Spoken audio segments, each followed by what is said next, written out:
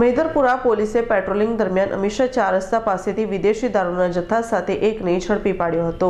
Medarpura police મથકનો staff પેટ્રોલિંગમાં હતો ત્યારે પોલીસે બાતમીના આધારે અમીષા 4 રસ્તા પાસેથી પસાર થતા મૂળ મહેસાણાનો અને હાલ પાંડેસરા ખાતે આવેલ અરુણ ઉદય સોસાયટીમાં રહેતા ગણપત પટેલને ઝડપી પાડી તેની પાસેથી થેલાની ઝડપી લેતા તેમાંથી મહારાષ્ટ્ર બનાવટનો વિદેશી દારૂનો જથ્થો મળી આવ્યો હતો, જેથી પોલીસે તેની અટકાયત કરી તેની વિરુદ્ધ કાયદેસરની કાર્યવાહી હાથ ધરી હતી। Bureau report, Surat. રિક્ષામાં મુસાફરનો મોબાઈલ ચોરનાર રિક્ષા ચાલકની ક્રાઇમ બ્રાન્ચ પોલીસે ઝડપી પાડી કતારગામ પોલીસ મથકમાં નોંધાયેલ ગુનાનો ભેદ ઉકેલી આરોપીનો કબજો કતારગામ પોલીસને સોંપ્યો હતો।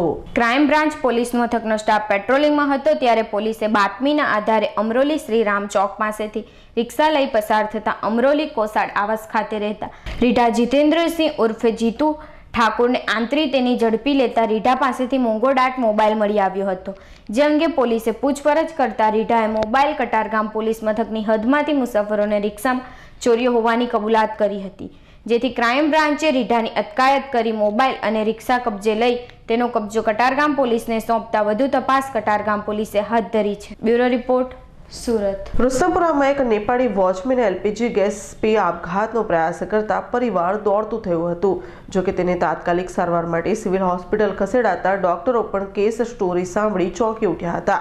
સિવિલના તબીબો દ્વારા પુરુનને ઇમરજન્સીમાં ઓક્સિજન આપી તેને ભાનમાં લાવવાનો પ્રયાસ કરાયો હતો।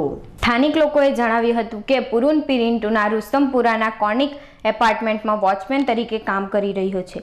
પત્ની અને 3 સંતાન સાથે રહેતા હોવાનું જાણવા મળ્યું છે। મંગળવારની રાત્રે પુરુને દારૂના નશામાં એલપીજી ગેસ બોટલનો પાઇપ મોઢામાં લઈ રેગ્યુલેટર ચાલુ કરી ગેસ પી લીધો હતો, જો કે ઘટનાની જાણ બાદ તાત્કાલિક પુરુનને સારવાર માટે સિવિલ લઈ આવ્યા હતા। તો આ અંગે નવી સિવિલ હોસ્પિટલના સીએમ ઓડો ઓમકાર ચૌધરીએ જણાવ્યું હતું કે આવા કેસ ખૂબ જ ઓછા જોવા મળે છે। લગભગ આવા કેસમાં ચોક્કસ સારવારની દિશામાં પણ જઈ શકાતું હોય એમ કહેવું મુશ્કેલ છે।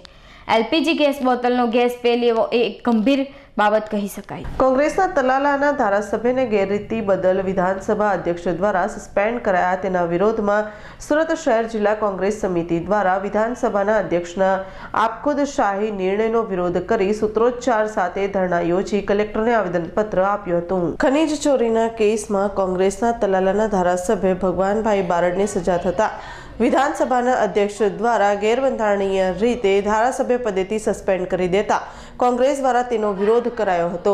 તો સાથે સુરત શહેર જિલ્લા કોંગ્રેસ સમિતિ દ્વારા પણ સુરતમાં કલેક્ટરાલય ખાતે ધરણા યોજી સૂત્રોચ્ચાર કરી કલેક્ટરને આવેદનપત્ર આપ્યું હતું। કોંગ્રેસના તલાલાના ધારાસભ્ય ભગવાનભાઈ બારડને કરોડોની ખનીજ ચોરીમાં 2 વર્ષ અને 9 માસની સજા સૂત્રાપાડા કોર્ટે ફટકારતા વિધાનસભાના અધ્યક્ષ દ્વારા તેઓને સસ્પેન્ડ કરી દેવાયા છે। Bureau report, Surat.